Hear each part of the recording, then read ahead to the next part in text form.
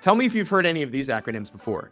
GEO, AEO, LLM, SEO, all these different things that we keep hearing about. And maybe your boss is asking you, hey, what do these mean for our company? Right now, every marketer needs to be learning about this issue because at the end of the day, what is AI saying about your business? These are the questions that we need to answer. And it's why on today's episode of Spiraling Up, we're bringing in our guest, Leah to understand exactly what we as marketers should be monitoring and learning about so that we can get control of this AI search question and bring some new intelligence and power into our business. So if you're trying to learn more about GEO and what you could be doing about it as a marketer, you're going to want to watch this. Welcome, everyone. This is Spiraling Up with Hinge.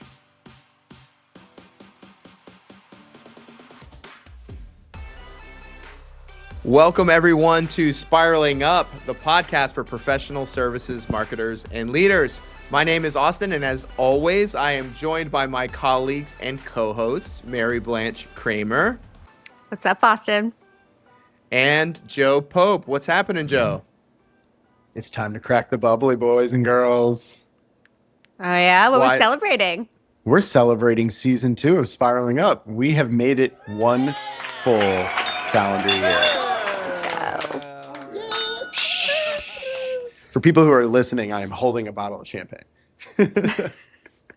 I know there's some good podcast statistics out there. I don't know what percentage of it is. We'll have to ask producer John, but I heard a rumor that most podcasts don't make it past 10 episodes. It's like maybe 80%, 90%. And we've made it past 24 episodes. So yeah, I mean, congratulations to us. I think that's a pretty big accomplishment. What has been, when you guys look at a year of podcasting, what has been kind of one of your favorite episodes that just comes to your mind? Honestly, the Jonathan Eldridge episode that we just did, that one definitely sticks out to me. That one's close to my heart. I loved the book and a dear friend of mine. So I just felt like that one really motivated the audience a lot with some of that content. I don't know. What about you, Joe? Yeah, that's a really good choice. And honestly, the metrics back it up.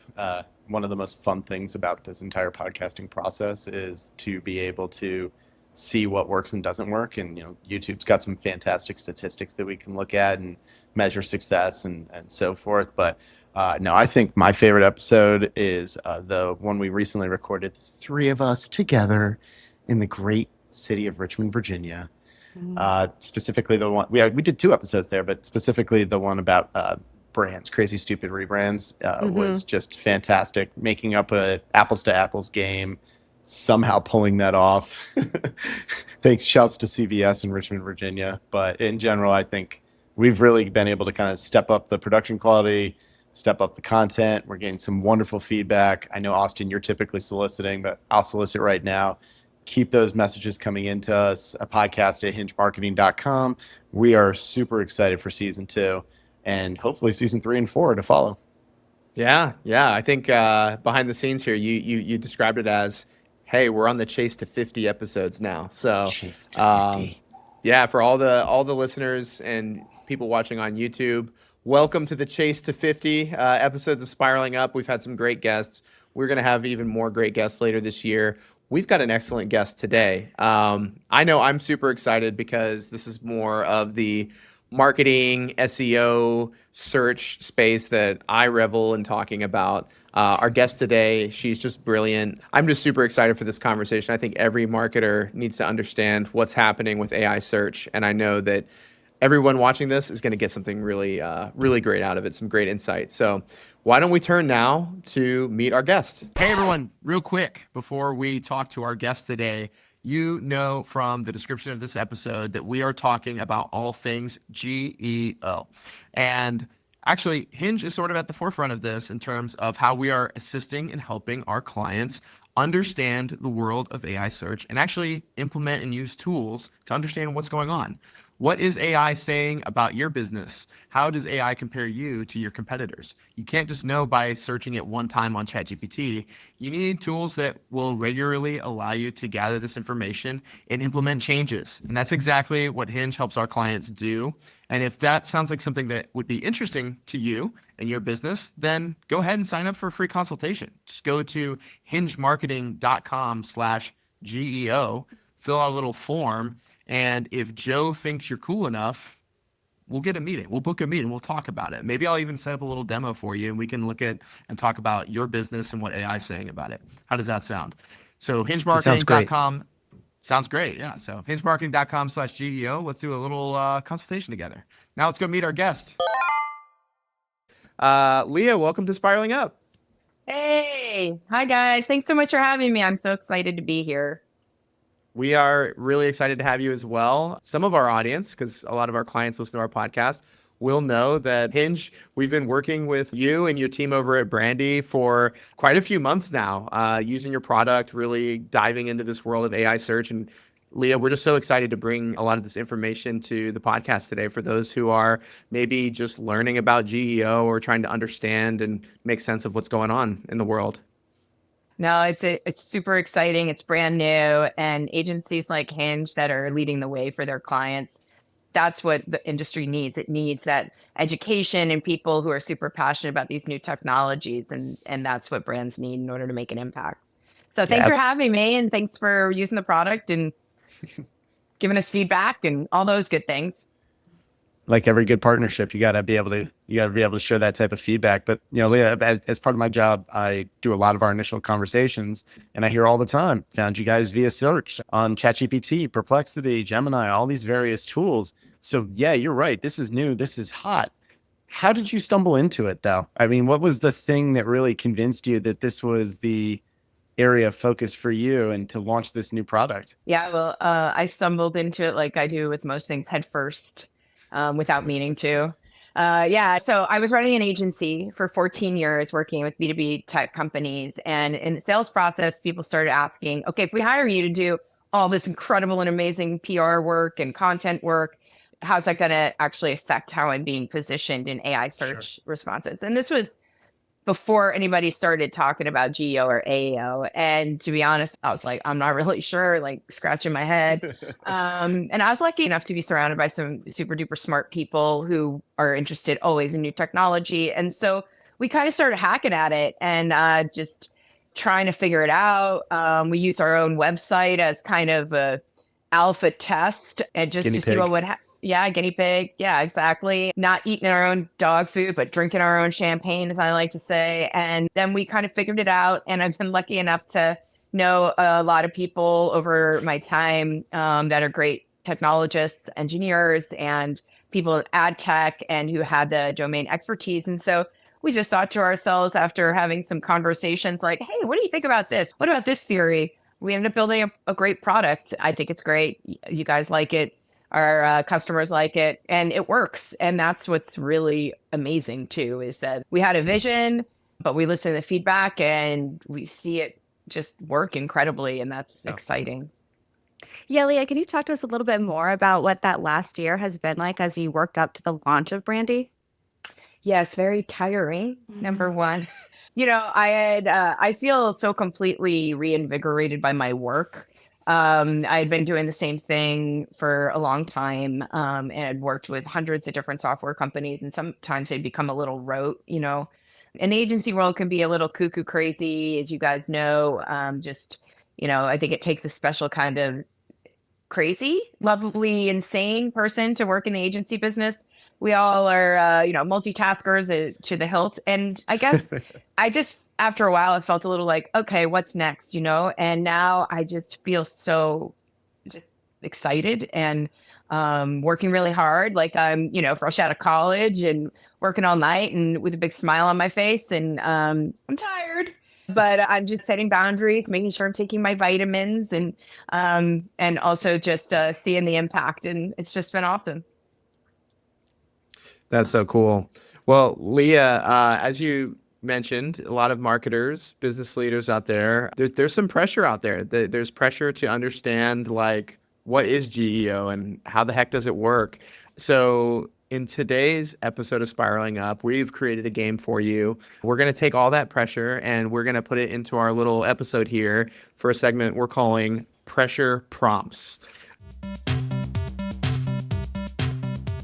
Essentially, in the world of GEO, we know that AI models are essentially these super advanced engines that are trying to predict the next best word to complete a thought, right? So Leah, we're going to put you in the hot seat as our human large language model. You're our human Okay. AI today. And human we're going to AI. give you a series of prompts regarding the future of search, branding, reputation, and, Brandy's own intelligence and kind of stuff that you've learned along the way to just complete our prompts with the most high value, significant insight that you've got. So no Okay. pressure, but everybody's going to be on the edge of their seats waiting to hear what you say. So how's that No sound? pressure. God, no pressure at all. No but pressure at all. I do have a question. So you know how you can customize the voice on ChatGPT to like whatever you want. So should I just use my regular voice, or should I try to do an Irish accent, or try to sound like Daniel Craig, or can I just be me? I'm just going Yes. to be will- me. Is that okay? No, yes. The answer to that is yes. Whatever you want to do. Please Wait, attempt it. Please feel free to mix it up. I was going to say, Or Oliver from Oliver Twist. I was going to say, Leah, we've gotten to spend a lot of time together, in sort of our partnership, and I've gotten to experience a lot of your training. I want you to be full Leah today. I think that the audience is going to be, That's they're good. going to All right. love your energy and kind of what you bring to this topic. That's a load off because the accent game is not really my No, jam. that's So going to work okay. for you. It's not going to play. All right. So, Mary Blanche, you're going to be feeding Leah the prompts today. So, what do we got? Let's get started. Oh, yeah. All right, let's do it. So the first pressure prompt is, drum roll, producer John. If SEO was about keywords, GEO is primarily about blank. Intent. Okay. So we know that the newest algorithms are actually trying to deconstruct what the intent is of the questions that are being asked. So that's much different than matching a keyword with a keyword in a question or in a web search. It's actually, hey, how do I give you a valuable answer? So I would say GEO is really about aligning to the intent of your prospects, your customers, potential buyers. Next. I know, Mart. No. We're going to. No, you don't. All right. You don't get away that easy. Intent. Yeah. So, when I think about how I think about intent as a marketer, sometimes I'll think about like, okay, what are like the stages of the funnel, right? Like, how do I adjust my marketing to appeal to people that are maybe more top of funnel, bottom funnel? When you think about how marketers should be thinking about intent within the context of AI search, is that like one of the frames you might look at it? Or like, what are some other ways that people should be thinking about intent as it comes to them engineering their websites, engineering their content strategies? How do you actually see that playing out with some of your customers? Yeah, I think that's a super important point. So the way I think about it is exactly like what you were saying. I'm guessing the majority of your listeners are B2B. So I'm going to just focus kind of on the B2B funnel for now, if that's okay. All right. So, and Austin, you said it totally right? You got the top, middle, bottom is the traditional B2B funnel. So the way I think about it is you need to align intent based upon what is the funnel. Because like in Brandi, we actually categorize and classify prompts according to funnel stage. Like when we were picking a payment processing platform for Brandi, I think this is a great example. I went into ChatGPT and I said, what are the best payment processing platforms for startup SaaS companies, right? So I started right at the top of information discovery.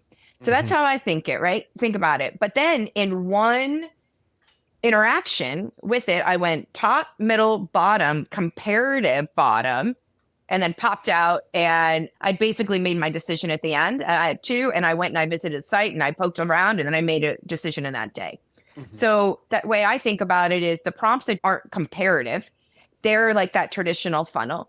And I always like to think about a content strategy that's going to align with information discovery. So how do I get mentioned in the top of the funnel prompts when you have a business problem that you're looking to solve, such as how do I take payments if I'm a startup SaaS company?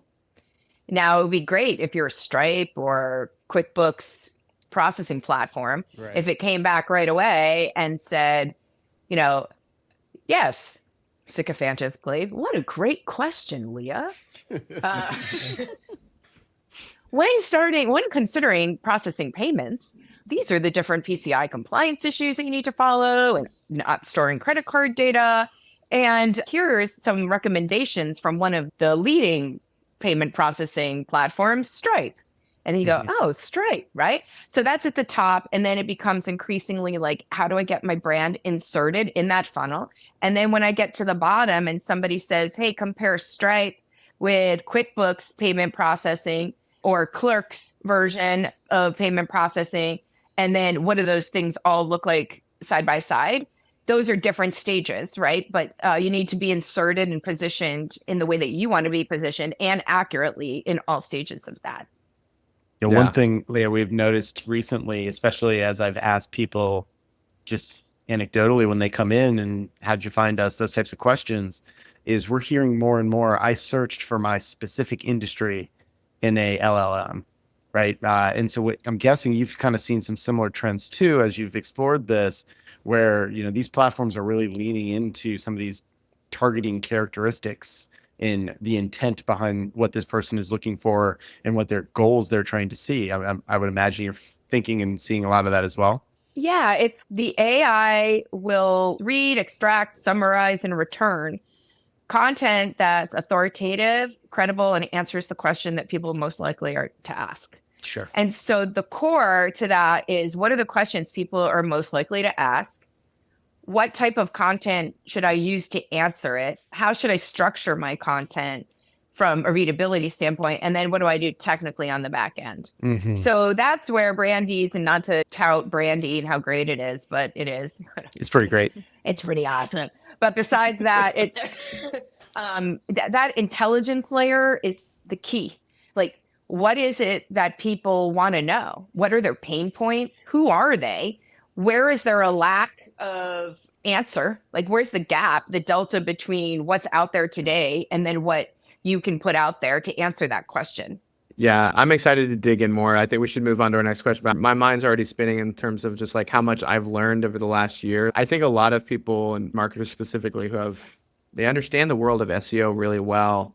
I love your word intent, because it's like it is a shift in how we think about how we want to be discovered. The simplest example I'm giving my clients right now is that last year, so think about 2025, our company, this is before we were really measuring GEO results on a regular basis.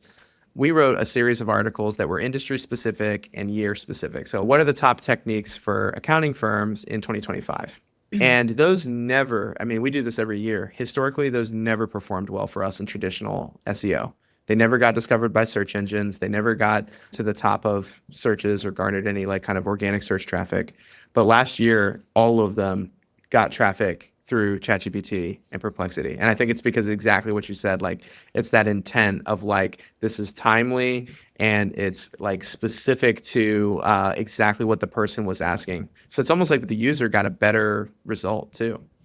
Okay, to say something that's interesting about that, Austin, too, is that not only, like you're saying, like you didn't really get traffic to those before, but it's in addition to that, that's a new entry point for a website, right? Like traditionally people don't go land on a blog unless you're navigating or you're syndicating it. But now you have the opportunity for conversion at all places that might be cited by AI, which for a lot of companies means that they need to rethink their web development and web architecture strategy, because where you didn't traditionally have a conversion optimization priority, now you do. So what does that look like for web designs? And agencies like Hinge and others that rethink that conversion optimization for an era of AI referral traffic will, really be able to make a huge impact for their clients.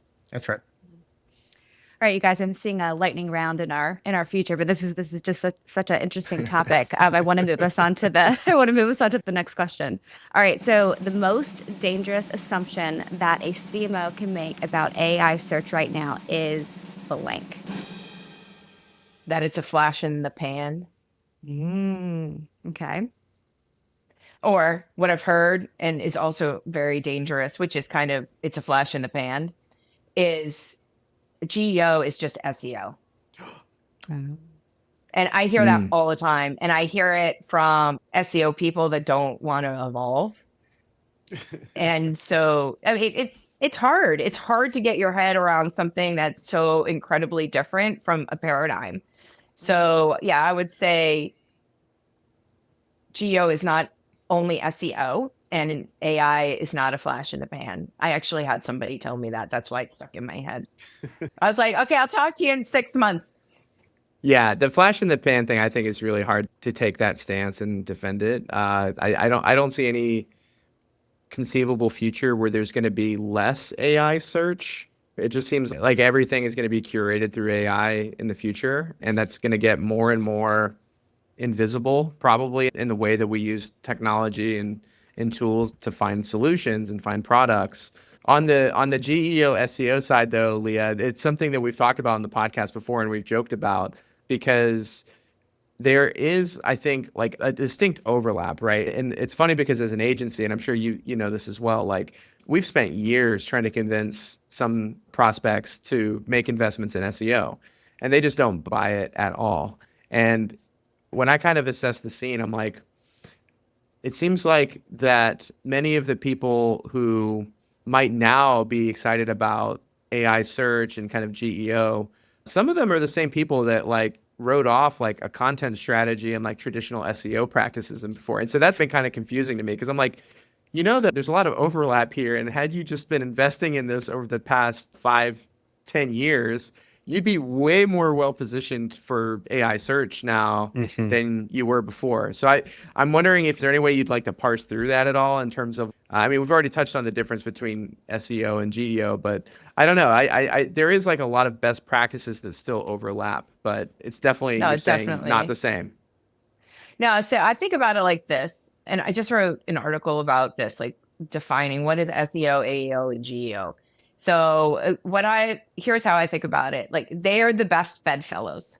So if you don't, SEO is the cornerstone. If you can't be indexed, you can't be read, summarized, extracted, and returned by an AI engine.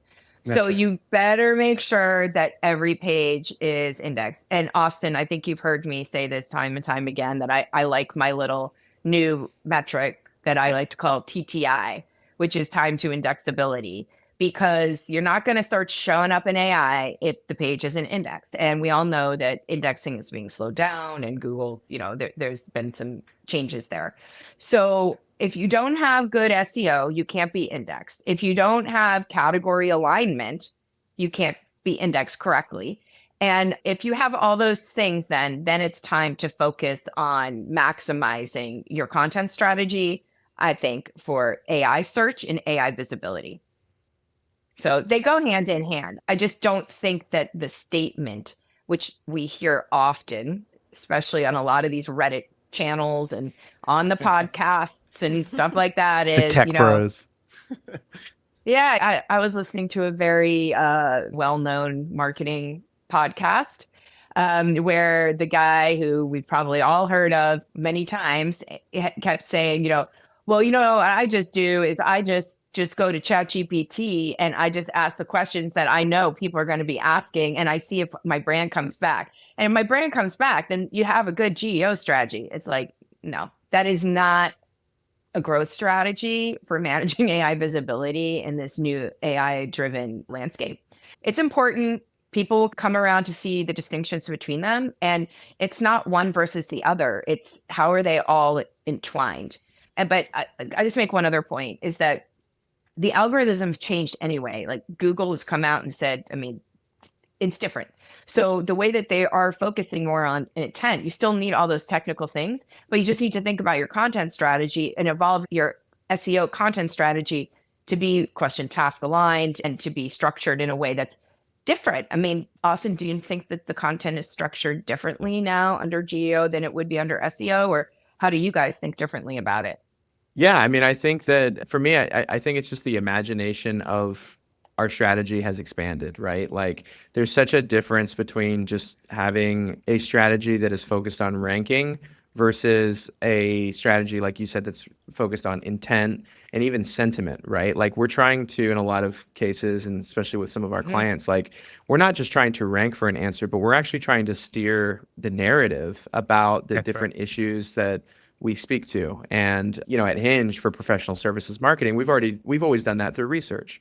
And we use our research to guide our content strategy. For a lot of our clients, that are in very specialized industries, it's the same thing. Like, they don't want to just be ranking for stuff. They want to be actually steering the conversation. And if you don't have a consistent ability to measure and to track if those perspectives are being discovered inside AI answers, then, yeah, I think you're probably missing a whole part of the game right now that is available to you. And just to that point, the ability to track thematic changes based upon the content that you create is so much greater. Like, the strategic implication of that is much greater than what we were focusing on for keywords.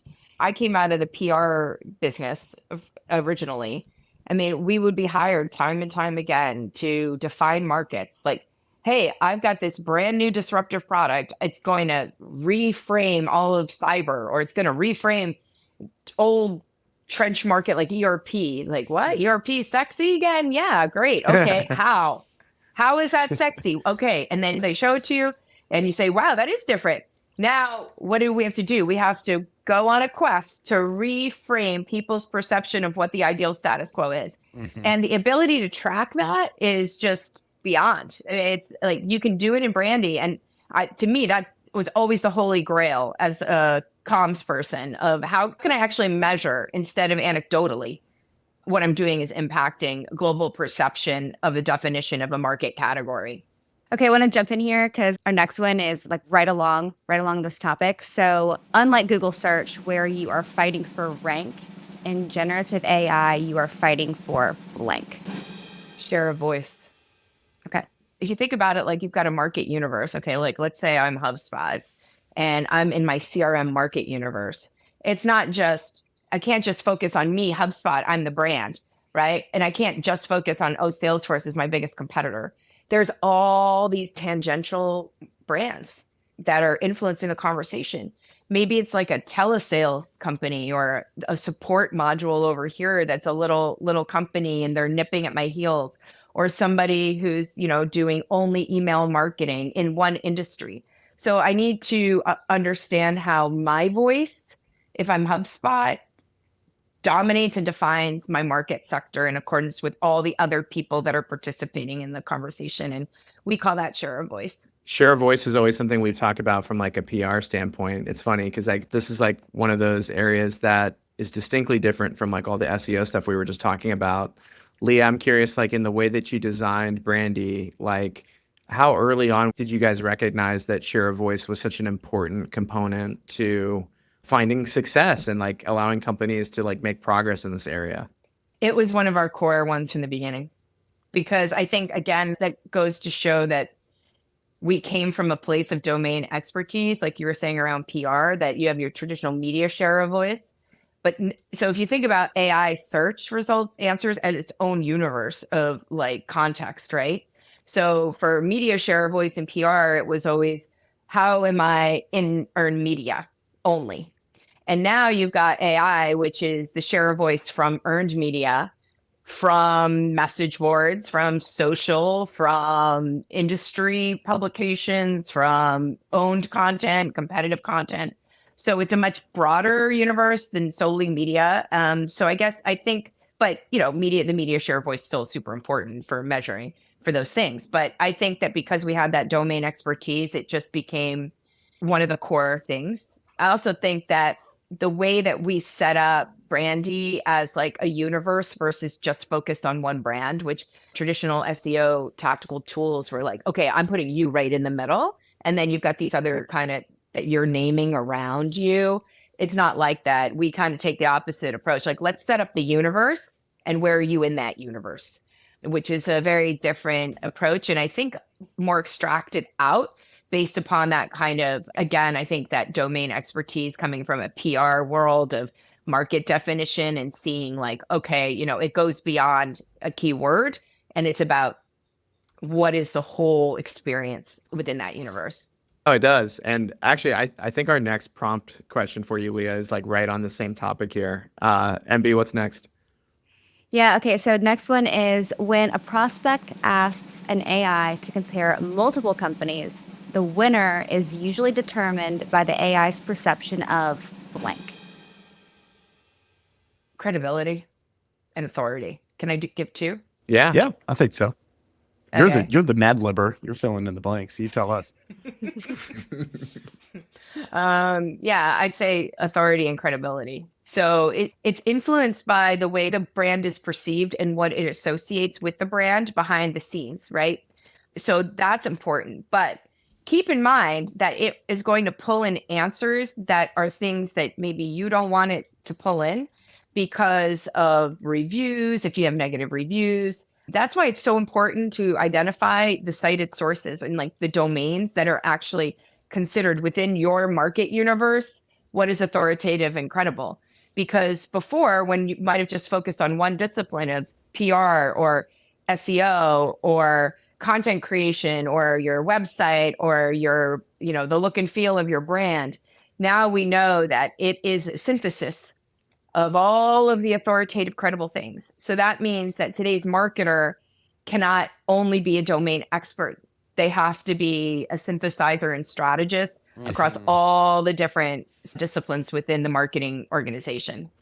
I love this answer that you just gave. And one of the biggest reasons is Hinge has preached the good word that a brand in professional services is the intersection of reputation and visibility. It's not colors, logos, all those types of things, because at the end of the day, when you buy professional services, you're buying expertise, right? Right. So now we have a tool that thinks very similarly. We need to be pulling in information from experts. We need to be pulling in from experts who are on multiple platforms, that they have shown that they are credible, that this authority actually means something, versus the olden days of SEO that could get hacked by bad backlinking and all that kind of crap. It's gone. And I think this just is why we see organizations that have a good commitment to content strategy and still thinking along the lines of how do we infuse our brand and our voice and what makes us different into our content, are going to see the rewards of that. Hinge ourselves have seen the rewards of that in how our traffic's being generated through LLMs. Yeah, and to your point, Joe, like I think a lot of times marketers, like directors, CMOs, we're really good at measuring that visibility part of the brand equation. We are traditionally not as tapped in, I think, to the reputation piece. And I think this is where like the AI search component that Leah's talking about is where I think there's probably a lot of exposure out there for some companies. I can give a quick example where I did a spot check for a prospect and I just said, hey, tell me about this company. Did a couple of different platforms, reviews. Something that came up every single time for them was some Glassdoor reviews. For those that don't know Glassdoor is where, either happy or disgruntled current or former employees go and leave reviews about a company. But when you asked about this particular company, what came up was like these really negative reviews about their brand from like 8 years ago. And I'm like, okay, so we have a clear objective here. We need more stuff out there about your company so that it's not just these Glassdoor reviews that are the first thing that are pulled up when people ask AI about your company. And the shock on the person's face during the situation, I mean, I felt really bad for them, but like, it's just kind of how it is now. And again, it gives you kind of a clear objective, right, Leah, to like, these are narratives that we can shift rather quickly if we understand where we need to, maybe apply some attention or some pressure to kind of steer or change the narrative of our company. Yeah, totally. I mean, you got it. Like, I agree 100%. I always tell customers, AI is going to identify what is authoritative, what is credible, and what is most recent, unless it's using training data. And that's a whole other conversation about when does it go online and when doesn't it. But the point is to future-proof your business. You need to put out content that is authoritative, credible, and you need to do it on a continuous basis. Because whoever answered the question, who's authoritative and credible and most recent, whoever answered it last gets the billing, not you. So that means that, we all remember the days like 2012 to 2016 where everybody was blogging 4 times a week or 8 blogs a month. And it was like, the good old days. Let's get that content out there. And then everybody was like, well, no, because now I've got the keyword and now I only know I need to maintain it. Yeah. That is completely different now. This is a fundamental shift for marketers and for agencies in general, that the output of perpetual content that is answering the questions that people need answered, which, by the way, changes in real time all the time. So you need that loop of how do I identify what people care about? How do I address it in a way that is mission oriented and honest and authentic and credible and authoritative? And then what's the next question that they're going to ask?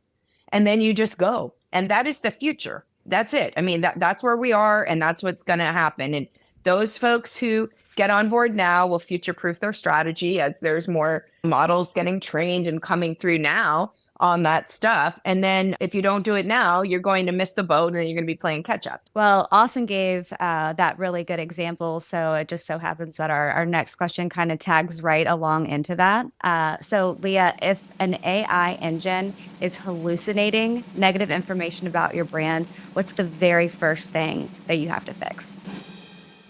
I don't know about the hallucination, because my experience has been it's not going to hallucinate if it can find an answer.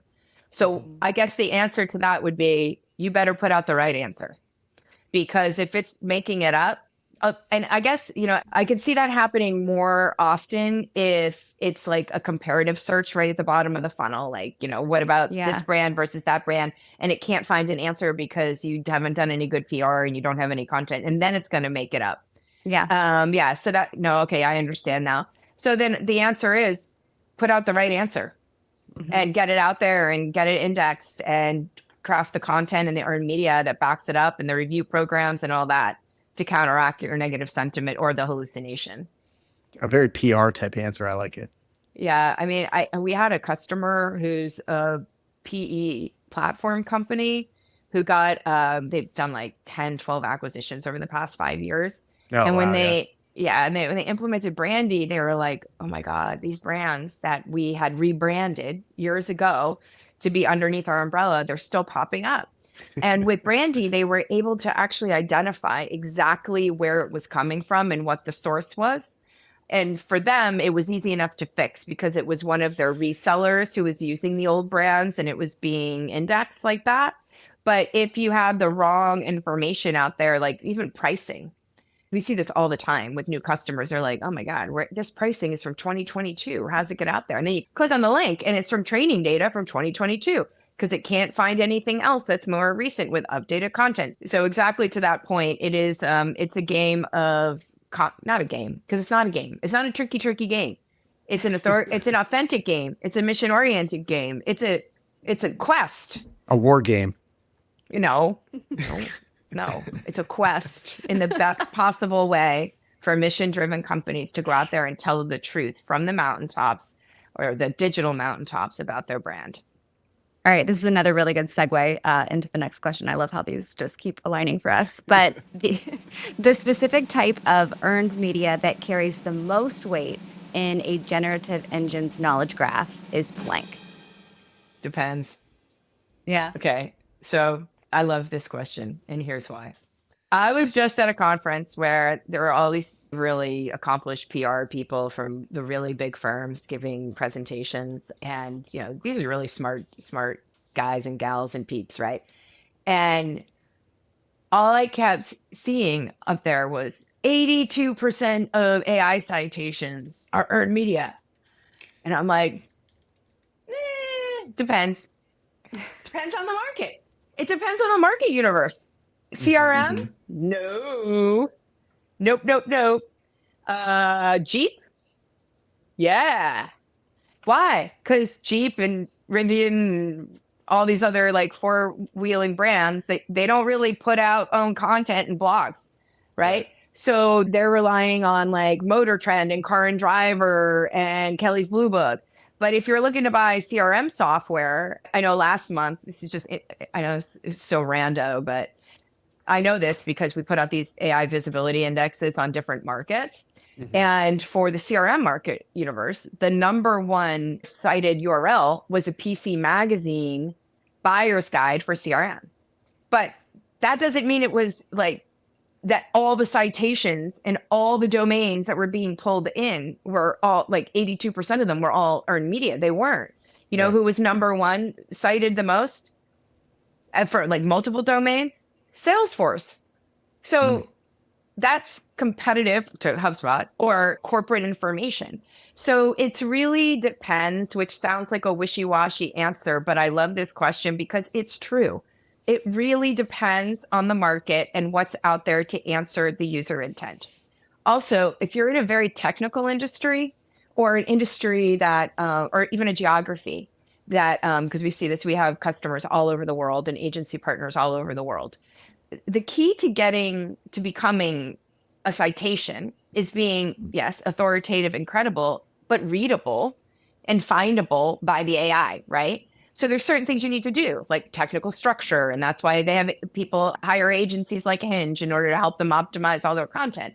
So in some older school type industries, you don't see as much earned media because those trade pubs haven't figured out yet how to get read by the AI. But if you're talking about a lot of consumer goods, you'll see more, right? So it just depends. I think that's fair. I think, well, you know, we try not to accept answers like depends and stuff like that, but I think fair enough. You explained it Usually well enough usually we give one fence sitting answer, like when we've had that type of thing with All of the above. yeah. You get one, All but of that's the it. above. It's done. All right. Well, I've been notified by our producer that we're running out of time. So, Leah, if you're okay with it, we're going to transition to a lightning round. Oh my God. Cue the thunder and lightning sound effects that we always get. So I guess, you know, lightning round, you know, we'd love to hear how you'd fill in the end of the prompt there with maybe a quick explanation, but I'll refrain from opening my mouth as much during the lightning round. And yeah, let's just see if we can crank through the rest of this. I've already learned so much. I mean, every time I'm on a call with Leah, I feel I'm learning a lot. So listeners are getting a great experience here. Yeah, let's start the clock. MB, why don't you kick us off? I'm ready. Lightning round.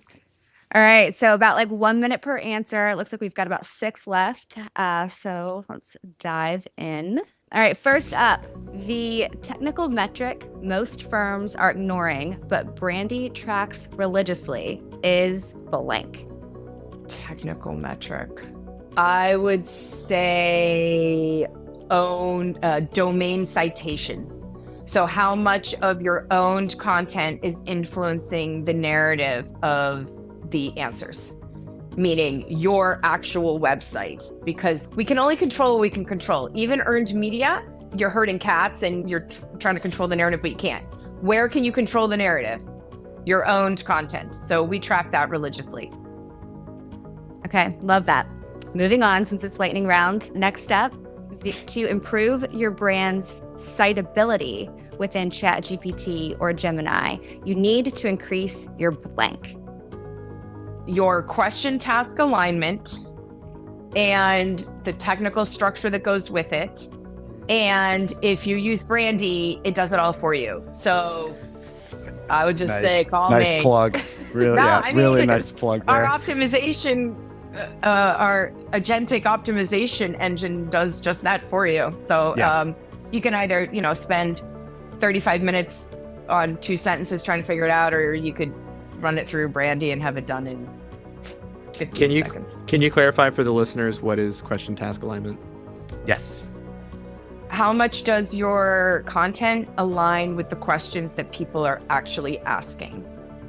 All right, next question. The unfair advantage early adopters of tools like Brandi have in the professional services space is blank.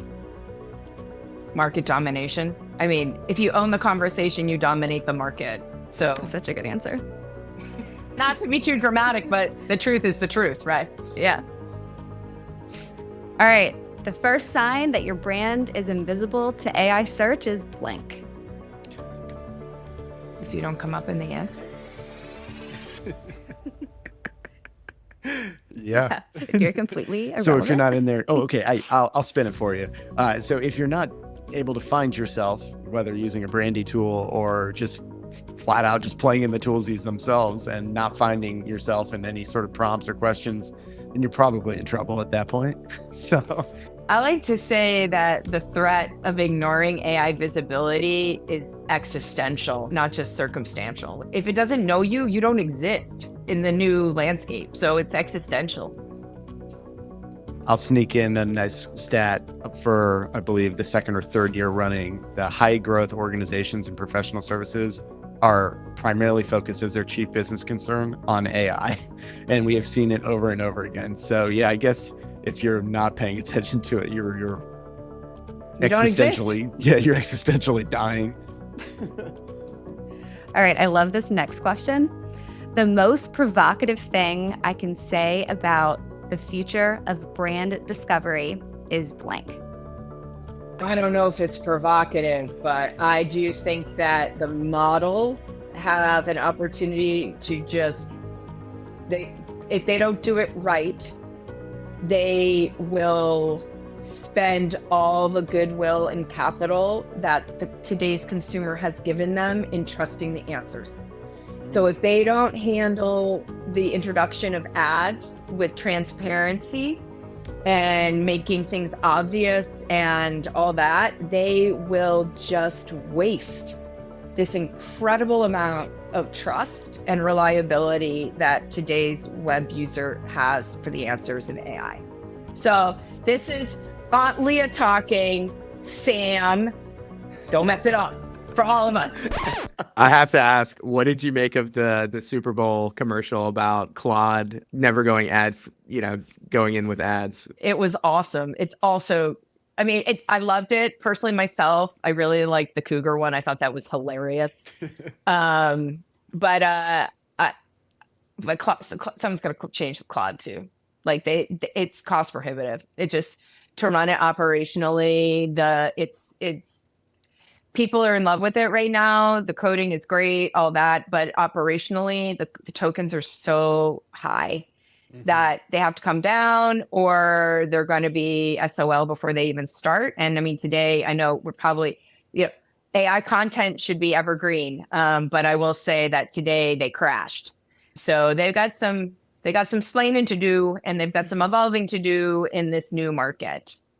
You still have to monetize something. So figure it out. So figure it out. All right, so we've got one more. I think it's a really good one to end on. The last one is, if you want to win the AI search war, your first move tomorrow morning should be blank. I'd love to say request a demo. However, You can if you want. okay, request a demo. With Request Joe, a Brandi AI no. demo at www. No. Anyway, no, that's not. That's not the answer. I think there's one thing. A lot of people are waiting in the wings to see what the more innovative companies do.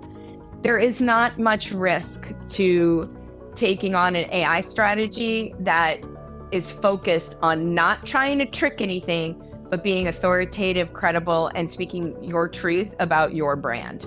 And if you do that, just like your mother told you to do the same thing on your first day of kindergarten, you do that with your brand, and all will be right with the world. As Pollyanna-ish as that may sound, it is true. Round of applause for Leah, making it through the lightning round, making it through all the pressure prompts. Hopefully that wasn't too much pressure. You did great. No, thanks. I will say you guys keep using the word prompts, and I live in the AI world, so I'm like, the prompts or the prompts.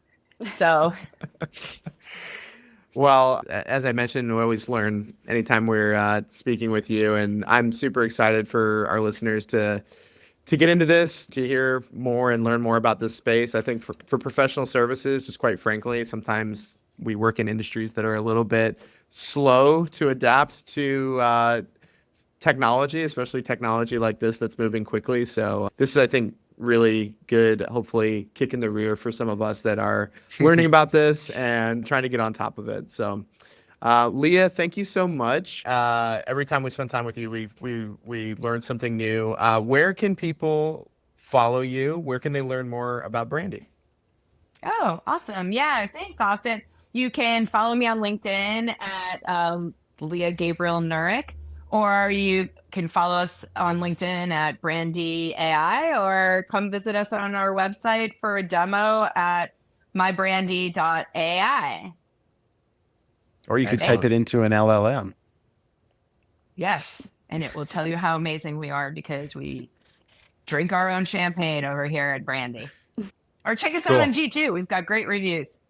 You do. All right. That is the end of our episode. So for everybody listening, make sure you go and like the YouTube video, subscribe to our channel, leave us a review, send us any questions you have at podcast@hingemarketing.com. And we will continue to grow this podcast and have great guests like Leah on board.